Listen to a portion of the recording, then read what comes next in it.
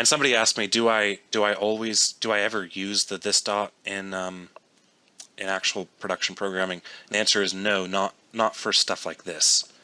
Occasionally it'll be necessary, depending on what you're doing, but I do not redundantly define it. What I want to show instead, though, as I'm demonstrating this code, is that this keyword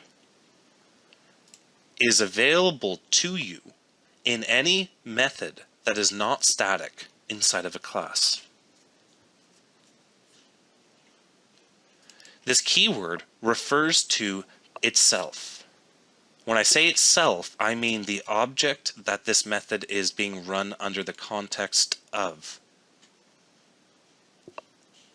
So, like down here on line 49, we are running the display method underneath the context of the product variable, meaning that this up here